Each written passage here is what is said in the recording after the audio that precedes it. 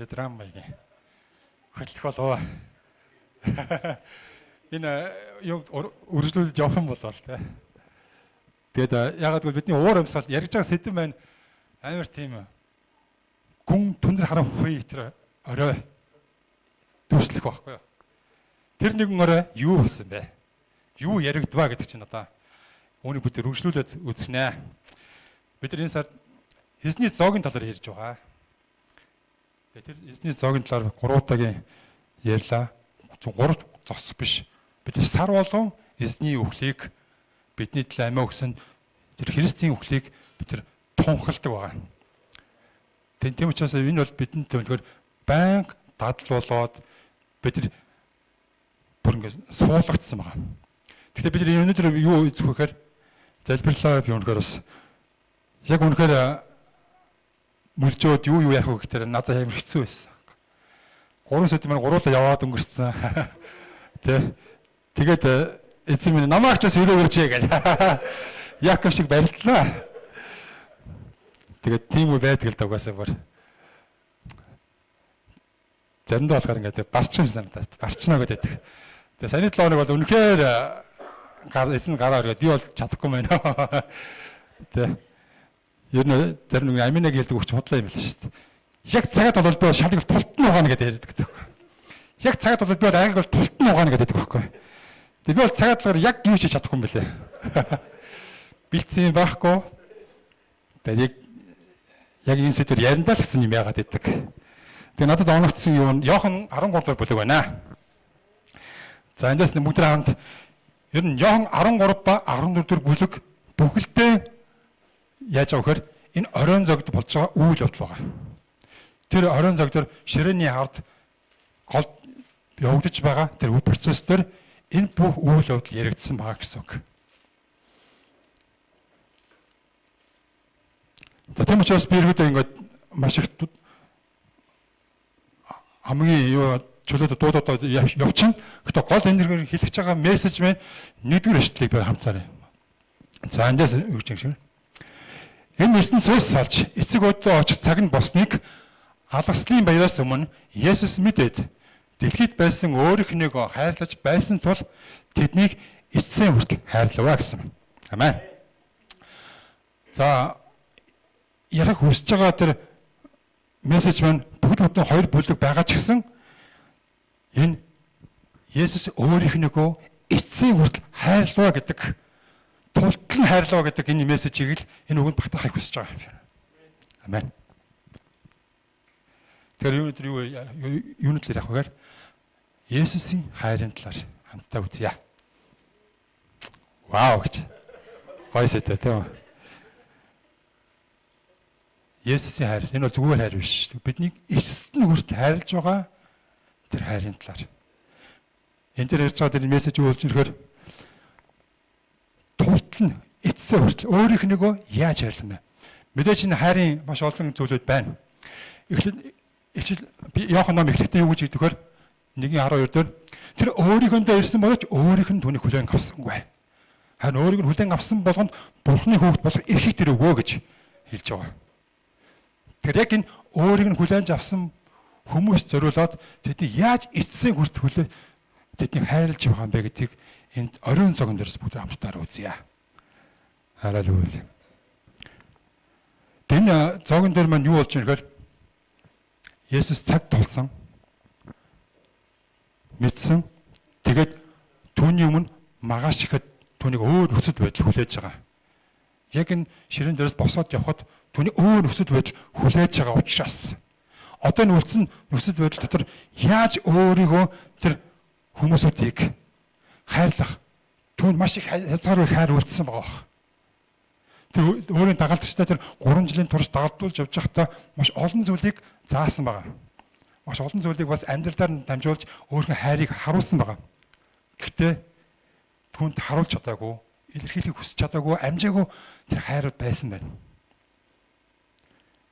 Тэр Есүс энийг базаад яаж илэрхийлэх вэ? За энэ бол маш тийм үү?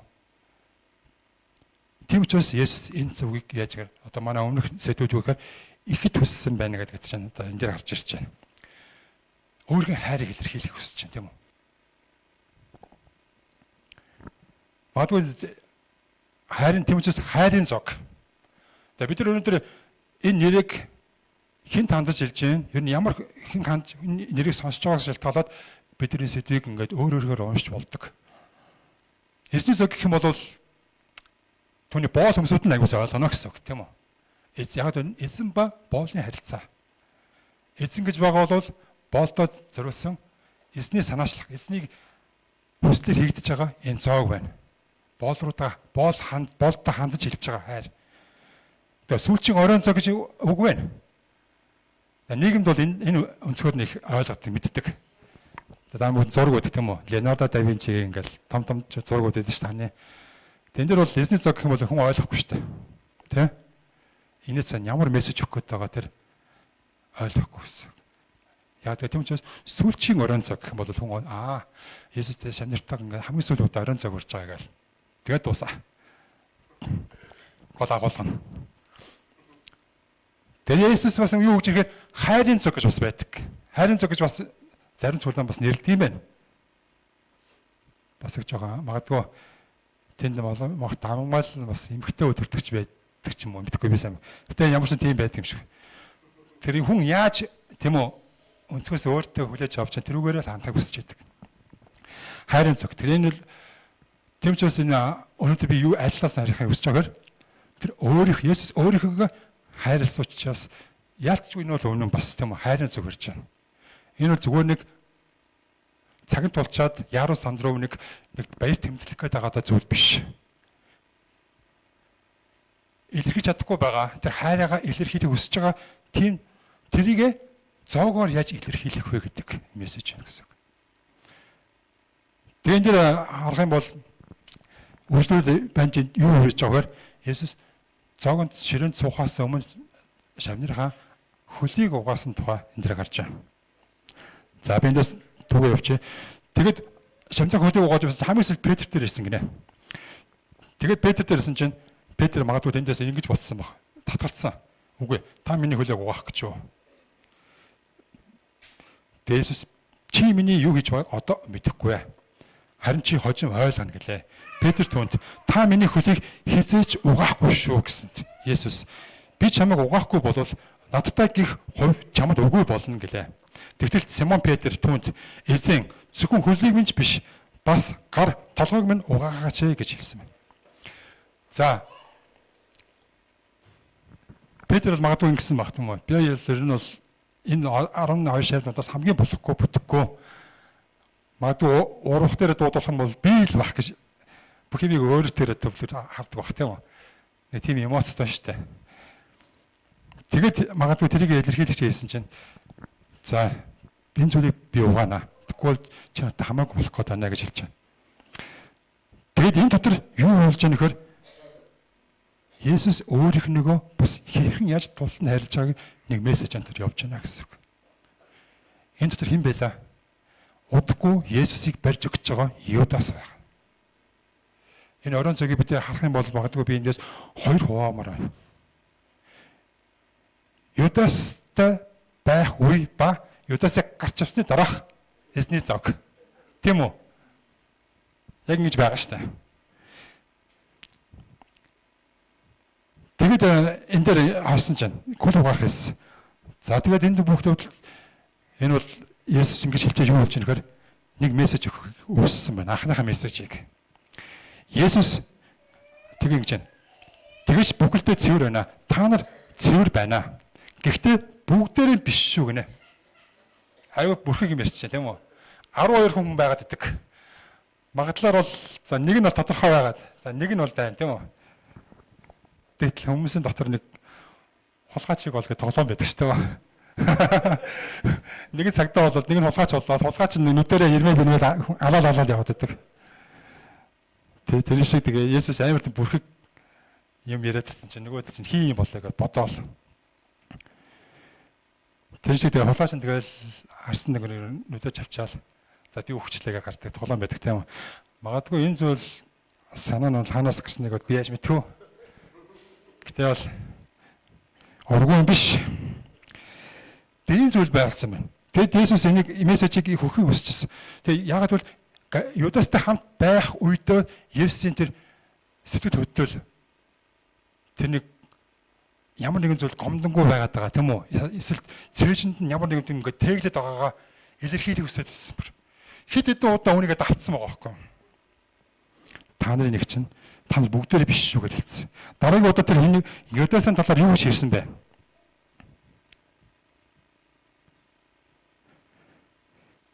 18 дахь ишлэл дээрээс би та нарын чинь бүгдийн чинь тухайн яриаг байна гэдэг. Тэгээд ямар нэгэн сонгосноо би мэднэ.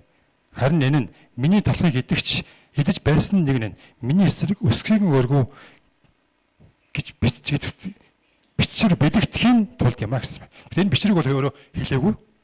Гэхдээ энэ мессежийг дахиад хэлсэн тийм үү? Та нар чинь тухайн бүгдийг чинь хэлээгүй байна. За тэгээд Есүс дараа нь ингэж явснаа 21 дугаар ишлэл дээрээс ингээд та нарыг олон зоогоод яах вэ? За би шууд арай илүү тодорхой юм бас хэлье. Есүс хэлээд сүнсэндээ шаналж гэрчлэн үнээр би танарт хэлье. Та нарын нэг чинь надаас урвна гэлээ. Хиний тухай ярьж бүг мэдэх гэж гайхшран шавнар нь бие биенээ ажива.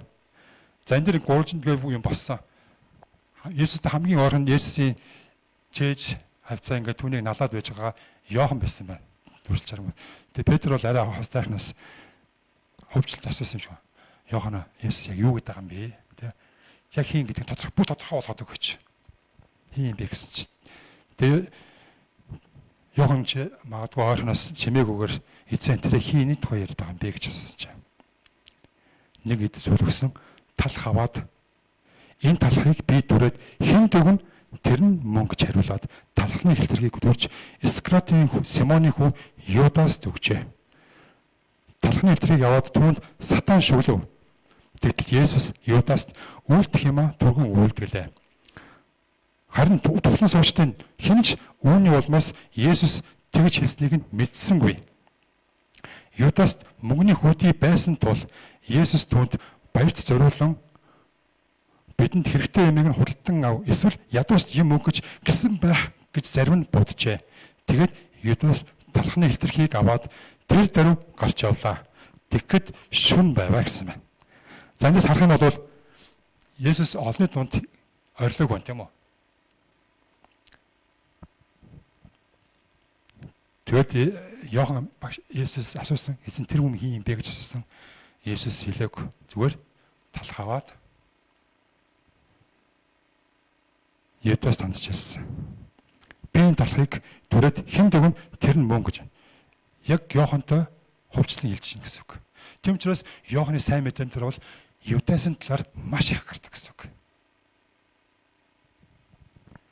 Тэр Есүсний зогийн талаар Юдас гэдэг төр байхгүйгээр Есүсний зогийг бүтэн зургийг ойлгохыг бол боломжгүй хаадаг.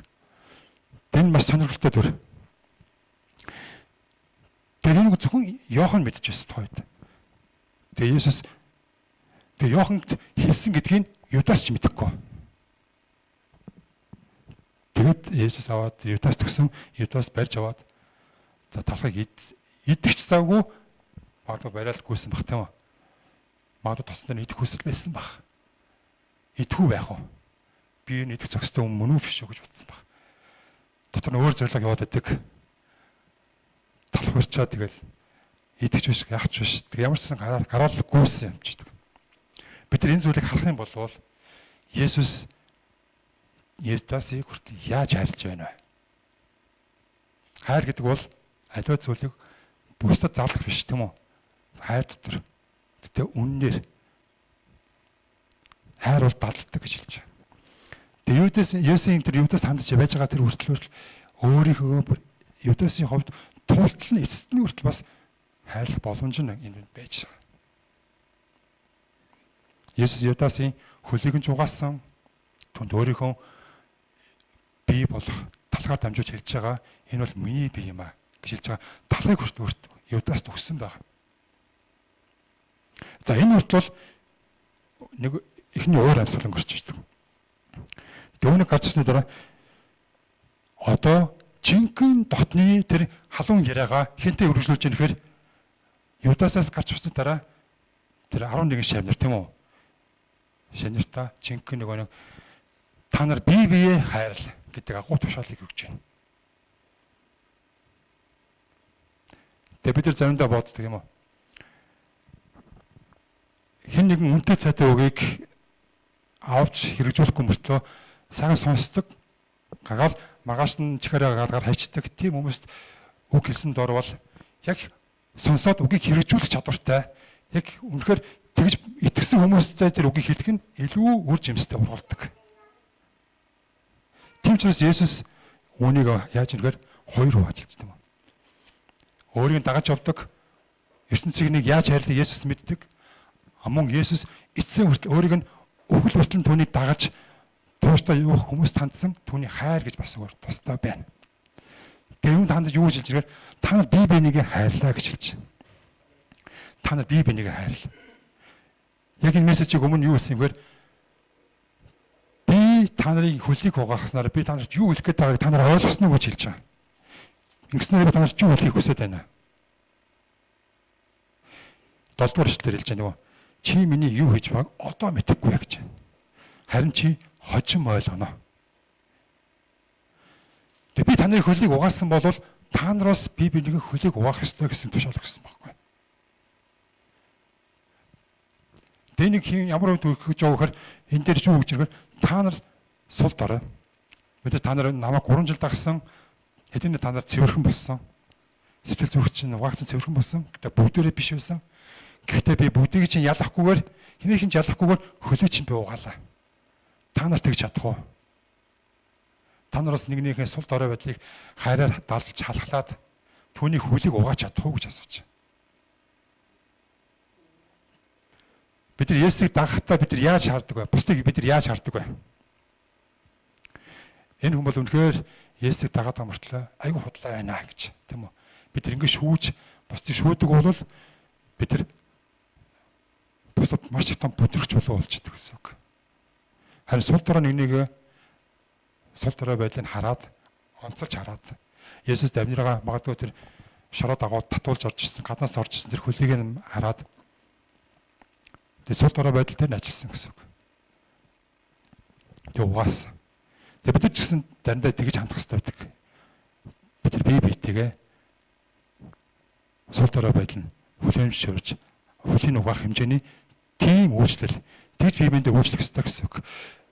Тэг бид нар тийм сэтгэл агуулгыг ойлгохгүйгээр бид нар зүгээр хөл угаал үйлчлэх хийвэл бид нар юуны ашиг туссан байх вэ? Тэгвэл Есүс Юдасыг гарч ирсний дараа та нар бие биеийн хайрл.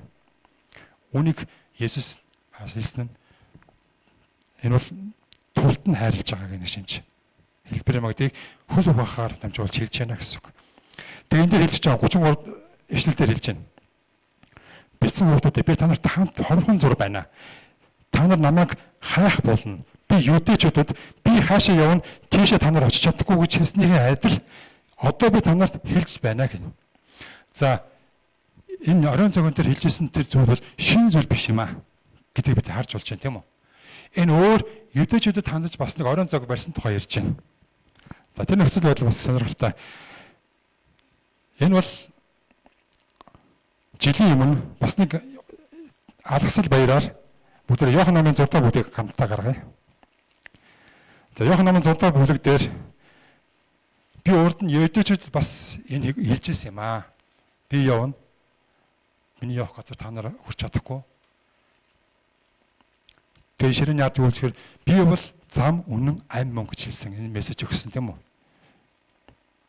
За манай боёо маань тэр бодлогыг өмссөн байна. Тэ. Тэргээ тэр мессежийг байн санджахын тулд та. Энэ үсгийг санджахын тулд энэ үг хаана ямар ширээний ард юу хийж байхдаа яригдлаа гэдгийг байн санджах хэрэгтэй байна шүү дээ. Энэ чи зүгээр нэг хоосон хэлтад хэлээгөө. Таныг цадтгаж ээж тийм үү? Сэтгэл зүрх чинь дүүрж ийсэн тэр үед гойгоо нанд үгс хэлжсэн байна. Иохан номын 6 бүлэг дээр юудэчд хамт Есүс юу хэлжсэн бэ? Тэгээд тэнд бас тэд зөрөөсөн тусгай бас оройн зөгийг байх хүссэн байна. Тэгээд энэ дэр бол Есүс арай л хүн гомдмоор юм ярьжсэн. Тэнд юу ярьсан бэ гэвэл 33-аас би бол амийн талах байна гэж хэлээ та. Би бол амийн талах байна. За өмнөөс цаашаа дахиад 47 дугаар эшлэлээс харах юм бол өнөр би та нарт хэлье. Хэн итгэн тэр мөнх амьтаа. Амийн талах бол би байгаа юм аа. Өвөг дээд чинь цүлд маана эцсэн бөгөөд үхцгээсэн. Энэ нь Тэнгэрээс бууж ирэх талах бөгөөд үүнээс идэх чинь өөхөхгүй. Тэнгэрээс бууж ирсэн амьд талах бол би байгаа юм аа. Хэрв хэн нэг нь талхнаас идэж идвэл тэр мөнхөд амьдрнаа. ертөнцийн амийн төлөө миний өгөх би бол мах минь би минь юм гэж айлтлаа. За тэгээд 53 үг болж байгаа тэгэхээр нөгөөдөл нь ойлгохгүй хаа тийм үү? Юу гэсэн үг юу гэж ойлгох юм л гэдээсэн бүр махаа өвнж гинөө идүүлэн ч гинөө гэдэг ойлгохгүй. Тэрээс хэлж чинь үнээр би танарт хэлье. Хэрэг та нар хүний хөөгийн махыг идэж цусыг нь уухгүй бол за хатаа уншиж байгаа юм байна уу? Энэ шилтэй тэ гомдог үстэй ямар бүдрэхгүй үстэй. Тухайд бол сонсч байсан хүмүүс үнэхээр бүдэрч юм байна заяа. Тэ Есүс өөрөө бүдэрч болоо болсон шүү дээ бүр амар юм яриад. Миний махыг ид цусыг уух чинь цусыг уухгүй бол та нар ам байхгүй гэнэ. Миний махыг идэж цусыг уух чинь мөх амтай бөгөөд би түүнийг эцсийн өдөрт амьдуулна гэнэ. Миний мах бол жинхэнэ хол, миний цус жинхэнэ ундаа мөн. За ингэж яриад яасан бэ гэхээр өдөөс бүр хүмүүсийн бүх уучраа болохоос. Түүнийг овоо дагаа явж ирсэн дагалдагч нар юу болж ирсэн гэхээр түүнийг орхиход хүрсэн байгаа байхгүй. Энэ үнээс нь болж. Юу гэсэн үг вэ? Тэний чи би овоо бурхны хүү тэ хүчнийг үтгэгч үхлийг амьлуулаад түүний таны уг сургал үнэхээр гайхалтай та бол үнэхээр хайраар дүүрэн гэж явж ирсэн чинь амар мессежтэй үг яриад тэгээ Есүс бараг тэрүүд бодсон ба тэ хүмүүсүүдийг 5 тэрүүд юу болж байгааг бас л дээгүүр хөрөх баяр ойрчсан байгаа байхгүй. Тэгээс тэр мессежийг хараад за одоо миний цаг юм болов гэж бас л нөгөө тэр мессеж өгөөл. Талхаа илэрхийлэх гээл тийм үү? Миний энэ талхнаас уу энэ дашнаас өгдөг шиг талхуул миний бие юм аа. Энэ талхыг та нар надаас идв. Тэгвэл мөнх амьтаа болно гэж хэлээд байгаа.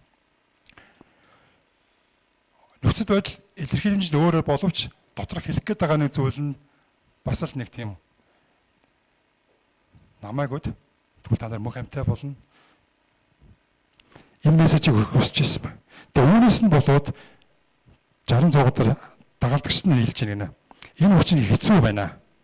Үүнийг хэн сонсож чадах вэ гэж хэлж байна. Тэгээд ингэснээр энэ та нарыг бүдрүүлж хүү гинэ. Тэгэд 64-аас харах юм бол харин та нарын зарим чинь итгэхгүй гэв. Учир нь хэн итгэхгүй болон түүнийг барьж өгөхийг Есүс анханасаа мэдэж байсан юм а гинэ. 65 дээр Есүс тиймээс би танарт хэлье. Энэ эцгээс түүнд өгдөг бол хинч над руу ирж чадахгүй хэмээн хэлжээ. За ингэж хэлснээс болоод маш олон хүмүүс Есүсийг дахиж хизээж түүний үгийг сонсохоогүйгээр түүнээс салан явсан байна.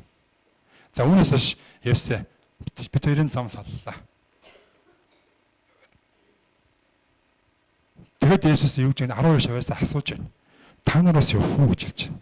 Тэгэд Петр юу гэж хэлэхээр мөнх амийн үгс танд байна. Бид танд итгэсэн бөгөөд бид нар явахгүй гэж хэлж байна. Тэгээ Есүс хэлж ирэхээр эргүүлээд хариуд нь би та нарыг 10 ойлонч чинь сонгосон биш үү.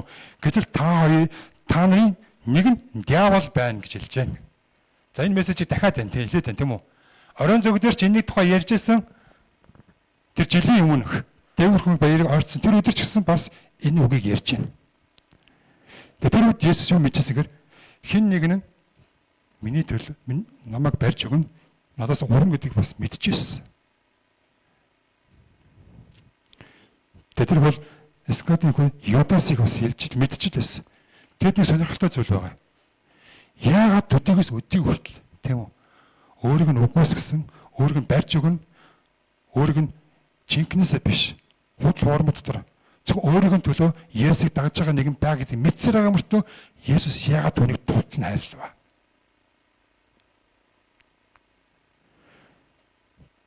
Тэгээд зохиогч маань энэ дэр нэмэлтээр хэлж байна л да.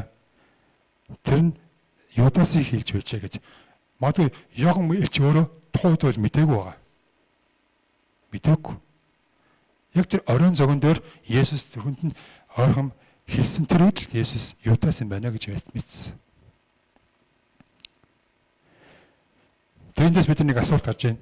Юдас яагаад Есүсийг өдөрт дагж байгааг бол түүнд ашигтай байсан байхгүй. Магадгүй Есүс Юдаст хэнийг нь хандаж хэлж байгаа бох. Энэ мессежийг яг одоо энэ бол боломж шүү. Яг одоо энэ дагагч нар дамжуулаад 12-оос надаас орох нэг нь бол одоо орж байгаа. Магадгүй энэ сонголтыг өгчээсэн боловч тэр бүгдээрээ үгүй гэсэн тийм үү? Үгүй ээ, мөнх амийн үгс танд байна гэдэг. Юдас хүртэл тэрийг сонссон л байгаа. Тэгтээ үгүй ээ, өргөжлүүлээд би таныг дагнаа гэж хэлж. Яагаад гэвэл түүнд ашигтай зүйл байсан. Юдасыг юу гэж хэлж ийм нэхэр түүнд мөнгөний хүүдий байдаг байсан гэж хэлж байгаа байхгүй. Тийм үү? Санхүүнд барьдаг байсан. Тэр маш гоё ашигтай үйлчлэл хийдэг байжээ. За, бүгд манайчийн гоёдын санхүү барьдаг өргөл мөргөл дээр үйлчлдэг хүмүүс байдаг болов. Бага тий. Тухайд ч байсан байхгүй юу? Дээрээс хаана ямар сургаал заана. Тэгэл Юдас гарч ирэл за хайрцаг барьж аваад санхүүг аваад за өгөр гэж явдсан баг та. Тэгээд агуу тэрэндээ итгэвчтэй дуртай тийм үү? За нөгөө 11 нь бол тэрэнд нь бол өгдөл байхгүй юм шиг байгаа тийм үү? Арай нэг өөр том юм яриад. Тэгээд сайн хулгайч гэдэг бол маш сайн санхүүч биш үү? Сайн боловсролтой юм байхгүй юу? Тэр бол жижиг жаваахаа цуглуулахгүй шүү дээ. Том тэрбумон ярина тийм үү? Эсвэл бүр их найдаар хулгайлах дотор нь явж байгаа байхгүй юу? Тийм учраас Юдас одоо хүртэл байсан. Есүсээс салахгүй. Тэр яг юм Есүс таартай мөхөр асуудалтай. Тэг чи явахгүй мөхөр явахгүй. Яг ойлгомж хүмүүс байгаад байдаг тийм үү? Байгаад байдаг ч гэж одоо тэгээ би өөрөө ч юм бэл ба. Вау гэдэг. Бага хоолж. Тэгэд авир сонио. Есүс мэдээд байгаа хамгийн гол нь. Тэгсээрээс хайрлаад байгаа. Тэгэд бүдэ хамтдаа Иохан намын энэ оройн зогон дээр болохоос 6 өдрийн өмнө юу болсон бэ? За нэг бүдэ хамтдаа харъя. Тэгээ энэ бол Есүс тухайд Иерусалимд орж ирэхээс өмнө л бутан тусамд байсан. Тэр үед бол баг өдөр болгоно хүмүүс Есүсийг дайлах хүсэж байсан юм шиг байгаа. 2 өдрийн өмнө нөгөө уян ууштай Симон Петрээс дээр бас эснийг дайлсан. Тэр өөрийнхөө хэмжээнд зоогоор дайлж байгаа байхгүй. Тэнд нь бас нүгэлт нэмэгтэй гарч ирсэн байхгүй. Урд нь нүгэлт нэмэгтэй байж хагаад Есүсийн хайраас болж өөрчлөгдөөд тэгээд үнт тос авчираад Есүсийн хөл тасгаад хөлөөрөө тэр тосорон хөлийг угааж байгаа.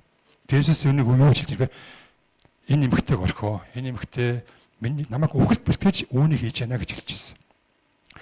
Тэгээд шамдан үүнийг бол харахаар шууд мөнгө харж байсан тийм үү? Юу хийгээд байна тийм. Энэ нэг оройн цог гэдэг чи арай өөрөөр ойлгоод байгаа юм шүү гэдэг тийм асуулт тавиад байдаг тийм. Тэгээ Мари гэдэг эмэгтэй бас яг энэ зүйл хийсэн 6 өдрийн өмнө. Тэрэн дээр бас Юдасын талаар бас их анхаарал тавьсан сэдв гараад байгаа. Энэ Юдас чинь бол амар том юу газар амарсан юм билээ. Тэгээ 12 дугаар эшлээс гараад бүр 13 дуустал. Тийм учраас ер нь Юдасын талаар тодорхойлтгийг ойлгохгүйгээр бид энэ ариун цагийн утга учирыг ойлгохгүй нэ. Амен. 12 дээр Лазарын гэрт байсан чинь Лазар сууж байсан хомиртой. Марта болохоор үйлчлэл бас завгүй байсан. Тэгсэн Мария бас л нөгөөдхөрөө үгийг сонсдог байсан та дуртай. Гэтэ энэ удаа яаж хийсэн гэхээр тэр нэгэн зүйл ингээл нандинаад байсан байгаа юм шиг байна. Тэгэл Чингисийн станыг алтан үе дээр гарч би бэлдсэн байгаа. Тэгээд Мария дотроо нэг талах бат арсыг бэлдсэн юм шиг байна тийм үү? Өөрийнхөө хэмжээнд, өөрийнхөө хилэмжээрээ. За би нэг нандин тусгаарлсан байгаа ш. Энийг л би Есүс төгнө гээл. Нэг талах бат арсыг дарцсан. Тэр нь юу вэ гэвэл үнэт тос. Тэгээд тусаа гаргаж ирээд Есүсийн хөлийг тусалж үсээрэн арчвэ гинэ. Гэр нь тосны анхлын мөнрөөр дүүрлээ гинэ. За үүнийг гэсэн чинь Юдас юу шаарсан бэхээр яагаад энэ тосыг 300 динараар зарж ядуус төгссөнгүй вэ гэж гэв. Тэр ядуусан талаар санаа тавьсандаа бус харин хулгайч байсан болохоор тэгж хэлжээ гинэ. Яа. Энэ Йохан хэлж бол үнэхээр энэ бол өгшин бүр настай болсон. Бүр 60 жилийн дараа бичиж байгаа байхгүй юу? Хүнд мартахгүй санахгүй юм гэж байдаг юм шиг байна тий. 30 наснда нэг Есүс ингэн чэжид навлал нэг гинэ онгоос солиолол тий. Хамгийн хайр хүссэн хүн баггүй юу? Гэтэл өрхөн тэр бол Юдас гэдэг нэр бол түүний дараа бүр трама үүсгэсэн юм шиг байна тий. Хэзээ ч насанд нь мартахааргүйгээр тэр хулгайч байваа гэдэг уучлж болно шүү дээ. Тэ? Дусгүй байж бодгоо юм. Хамаг цал иргээр нь дуудаад хараа тэгээд. Тэгээд тийм байсан гэж хэлж байна. Тэгтэл Есүс түүнийг орхио гинэ. Түүнийг орхи. Есүс яваад бол хүн болгоны өөрлөгөө хандаж ирж байгаатай хилэмжийг нь хүлээн зөвшөөрч байна. Түүнийг орхи. Яг бол хүн болгон өөр бүтээгдсэн. Хүн болгон дотор би өөрөөрөө оршдог. Хүн болгон сэтгэл зүрхэнд би өөрөөр хүрсэн байгаа. Тэгээ Мария тэмжүүн хийж ирэхээр түүний хийж байгаа зүйлийг Есүс хэлж байна. Та нар өргөж ядуустай хамт байдаг юм аа. Яг л энийг юу гэж хэлэхээр миний өвгөлт бэлдэж. Энэ үг байхгүй ч гэсэн түүнийг орх. Яг бол түүнээс тэр гэрийн эзэн бол тийм үү? Санаачлагч нь Мария байна шүү дээ, тийм үү? Есүсийг үрсэн. Өөрийнхөө хайрын илэрхийлэмжийг Есүсийг яаж тэр тултанд хайрлаж чадах вэ гэдгээ хийж чадаагүй ч гэсэн түүний хийж байгаа үйлдэл нь маш хүчтэй дуурч байна гэсэн үг. Тэгэд үнэхээр эзний цагийг хүртэх ёстой зөвхөстэй нэг нь үнэхээр Мариагаас өрх юм байх хэрэгтэй, тийм үү? Тэр бол үнэхээр номер 1. Тийм жишээг харуулж байна. Тийм ч бид нар юу харах гэдэг нэхэр бид нар ямар нэгэн сард нугатаа хийдэг эзний цог маань бидний амьдралын тэр агуулгыг амьдралаараа мөрдөж явж байгаа хэвээр тэр Есүсийг үргэлж дурсан санаж түүнийг хайрлаж байхдаа тэр зүйлийг зүгээр хэлбэрт ороод овсон төдий зүйл байгаа байхгүй. Бид нар энийг илэрхийлэхээр мартахаагүйгээр ямар нэгэн зүйлийг үр хүүхдүүдэд зааж өгмөр байна. Үйлдүүлмээр байна. Хожим хүүхдүүд маань бид нар яагаад эзний цаг бариадлаа гэж асуувал тэрүүд нь агуулгын сайн тодорхойлж өгөн тийм үү? Хүн болгонд Есүс дурсагтахаар байгаа. Таны тэр биеийн хилэмж яг юу вэ? Зарим эмэгтэй хүмүүс үнэрт нь маш их дуртай юм шиг байгаа. Мариагаас харах юм бол тэр өөрөө маш их үүнд дуртай, маш их хайртай, үнцэн өгдөг. А юудаас шал өөр төрлийн хүн тийм үү? Юу шангирал мэнгэрэл үнэрт. Би хэзээ ч тийм шопинг хийхгүй гэл. Тийм үү? Шал өөр юм төрлийн хүн. Тэр надад Улаанбаатараа би хаяа орох дуртай. Улаанбаатар ихтгэр нэг дахаар явахаар английн үнэртэн шүү дээ. Би зүгээр шалтгаангүй явдаг байхгүй. Тэгээд нэг л гоё дурсамж. За хамаагүй явчихад нэг хулгай зүйд явах хулгай явах. Тийм дурсамжууд хизээч арилдаггүй гинэ. Та нэг гоё үнэр мэдэрсэн бол тэр түүнийг хэдэн жилийн тэвэгээ явж яддаг. Та нэг зүйлийг амттан мэдэрсэн бол амт нь хизээч та мартагддаггүй тийм байдаг юм. Шинэ жил болохоор хүмүүс мандрын нэг дурсан сандах юм. Тэ хүүхд багтаа идчихлээ гэл гоё дурсан санаал. Энд чинь үнэн байхгүй.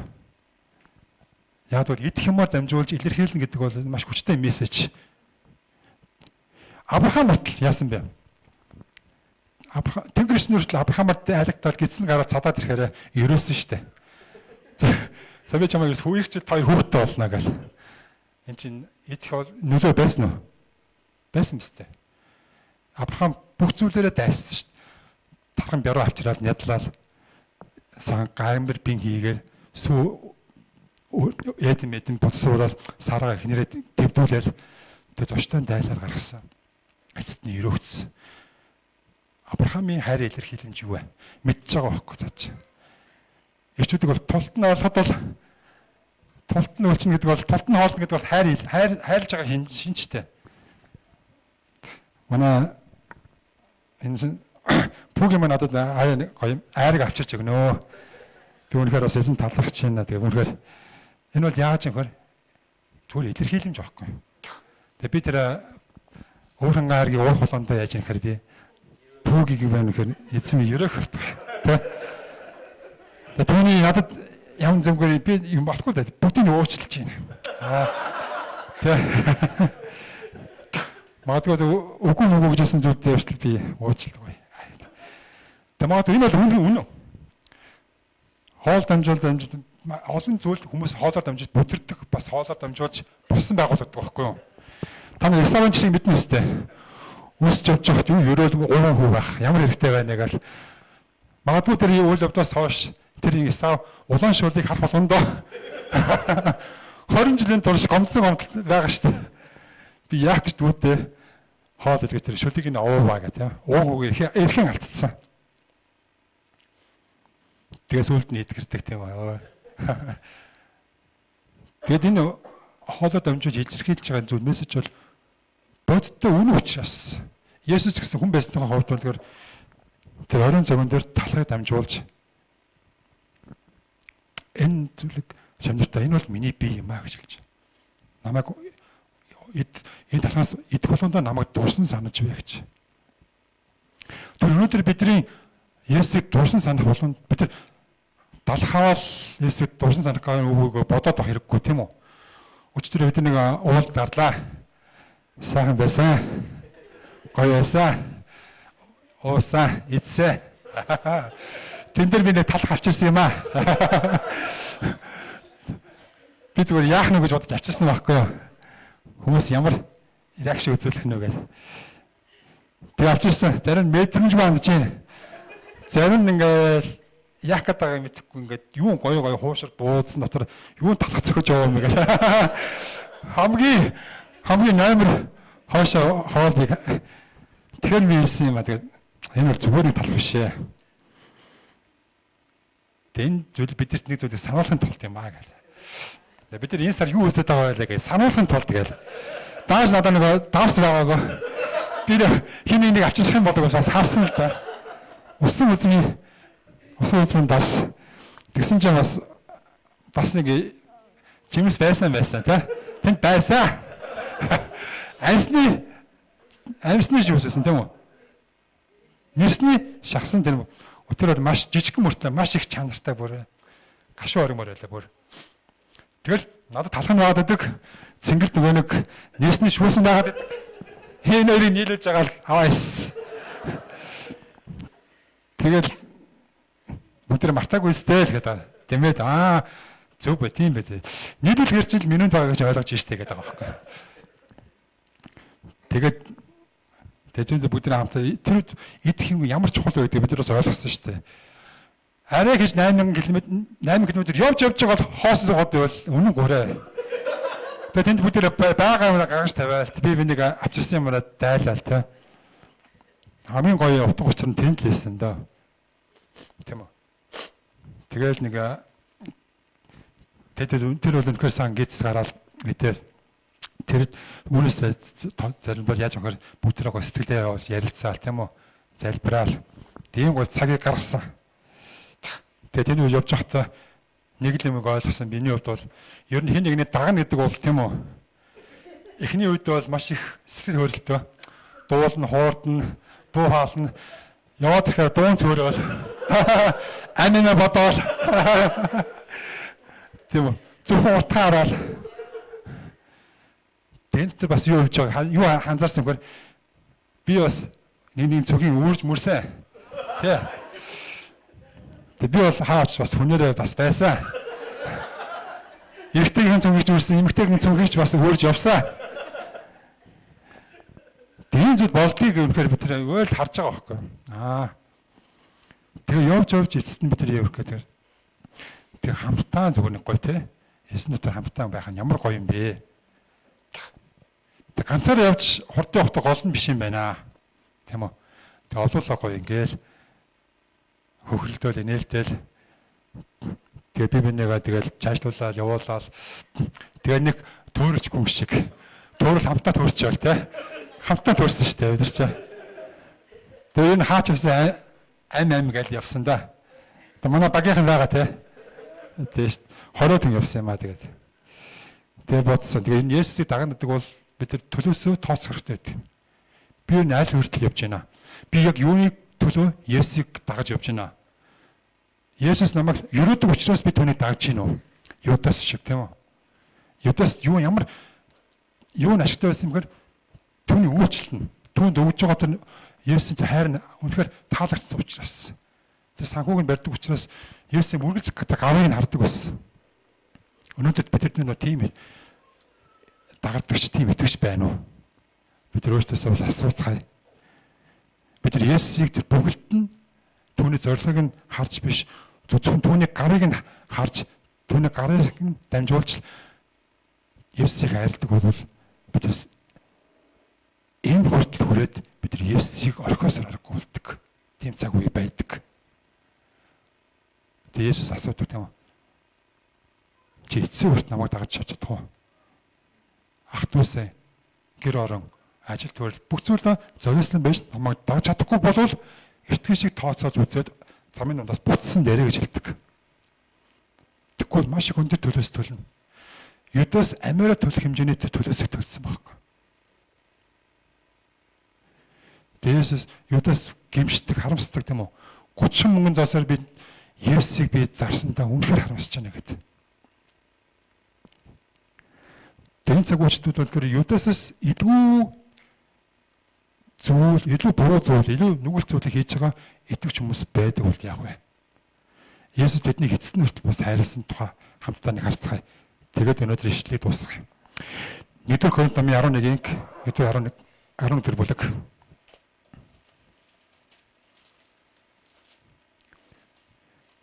1-р Коринтч болонд бол Юдас цаашаага гэмээр тийм олон асуудлууд гарсан. Тэгээд тэнд юуны төлөө би эзний цагийг барьж байгааг утга учирч ойлгохгүйгээр ерөөсөө л цуул болгондоо идэж ууй нарийн миний талах чинийхаас том байна, миний дараас чинийхаас чанартай байна. Тийм үү? Өсөлтөх болсон байгаа байхгүй бүр. Би нэг зургатаар нэг шал дэмий реклам харсан юм аа хэлээд яах. Хэлчихв. Сайн дарс сайхан яриаг өрнүүлдэг гинэ. Хоёр ирчүүд хоорондоо нэг дарсны реклам хийгээд байгаа байхгүй. Тийм цааш дэмий мэрчлээ.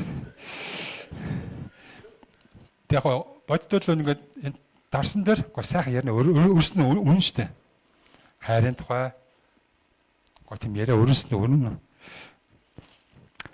1-р Коринт 11 дээр юу болсон бэхээр зохисгүйгээр шал өөр дилээд яриа өрнө тийм үү?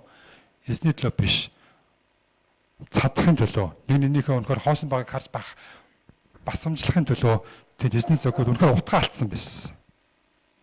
Тээнүүд ямар зэмлэл Паулаас ирж ийнэхээр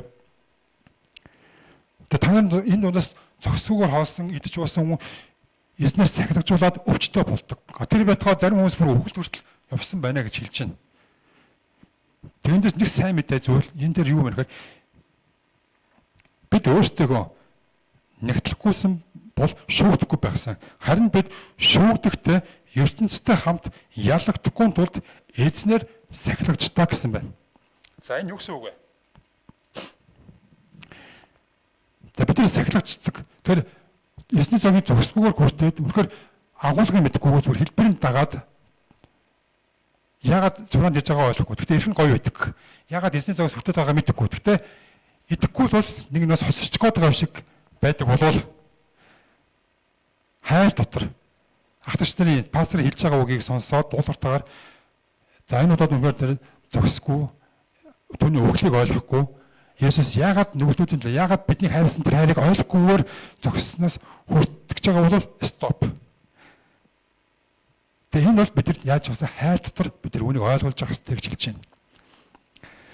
Тэгэд энэ юунд төрж ирэхээр гисэн хэдий ч Есүс тэр хүмүүсүүдийг хайрладгийн нэг жишээ нь юу болж ийнэхээр Есүс хайрладаг учраас тэр хүмүүст өвчнийг зөвшөөрдөг. Есүс тэр хүмүүсийг илүү хайрладаг учраас илүү их нүгэлд өртөхгүй тулд улам их Есүс холдохгүй тулд Есүс тэр өөрийнхөө итгэгчнэрт өглөг зөвшөөрдөг. Илүү их гим нүгэл унж, илүү улам тэр чигээрээ нэг мөсөн Есүсийн хайраас холдуулахгүй тулд Есүс заримдаа түүний амьдралыг зогсоодог байгаа. Гэтэ энэ нь юуны тулд вэ? ертөнцтэй хамт эцсийн тэр өдөр яллагдахгүй тулд. ертөнцийн ялгалт гэдэг бол итгэж хүмүүсийн сүрэлт нь дараа нь ертөнцийн эзэн бол шүүн. Надад итгээгүй.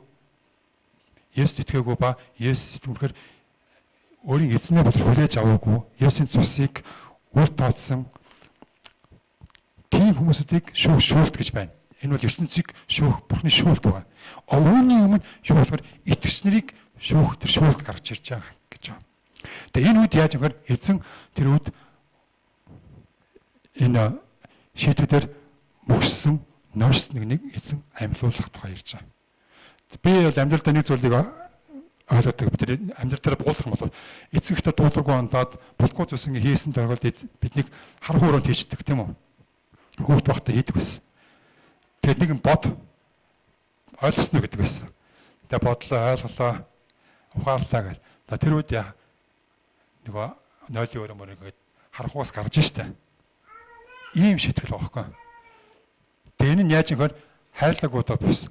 Хайрлаж байгаа учраас наваа тэр харахуу өрөөнд хийж штэ. Надад тэр өвлөгч зөвшөөрч байна. Өвчнийг зөвшөөрч байна. Тэгээд энэ илүү тэр нүгэлт хүмүүстэй хамт тооцогдож яллагдахгүй тулд харин итгэж хүмүүсийн тэр амьлаар дамжуул тэр үед яаж ингэхээр гарч ирээд за одоо жинхэнэ нөгөө тий хэр зэрэг үүстэй ба үүсэхгүй байсан тухайга тэр үед бид эцэгчнэр эзний өмнө тайлагнаа тавих болно.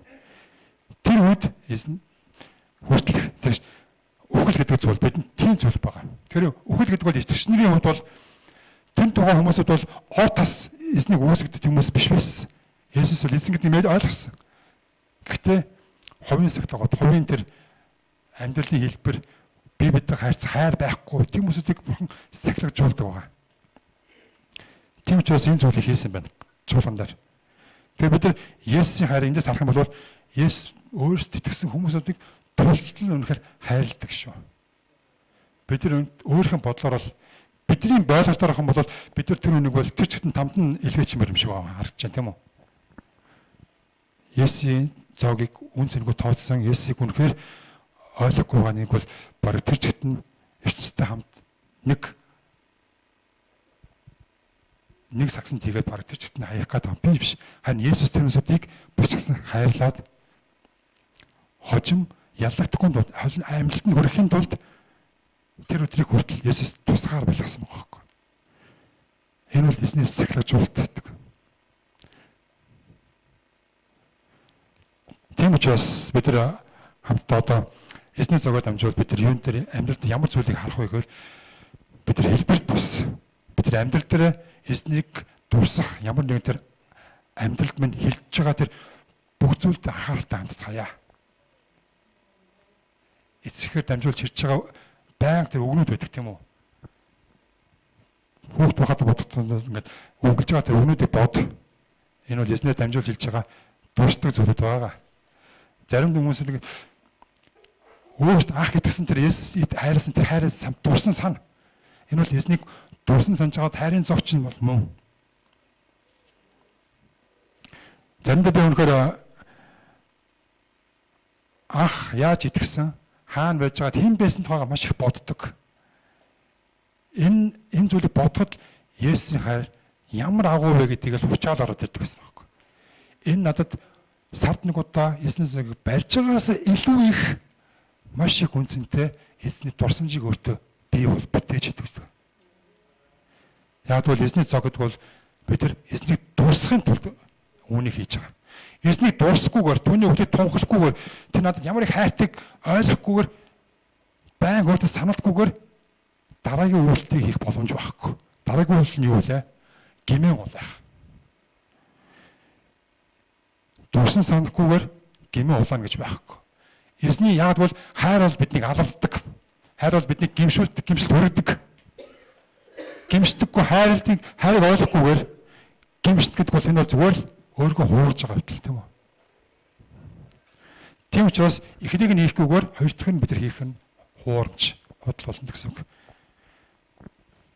Тэгээ бид нар гэмшиж байна эзэн минь ээ гэж хэлэхдээ бидний гэмшил үнэхээр эзний хайран дээр хайраар дамжуулж ятгагддаг байгаасай. Өөрийгөө тэр ялалдаг тэр гэмшил биш. Өөртөө тулгарсан биш. Есүс нүгэлтүүдийн төлөө амиа өгсөн шүү. Есүс нүгэлтүүдийн төлөө өөрийнхөө талаад биеийг өгчээсэн шүү. Түүний энэ хайрыг бид дуусна санахад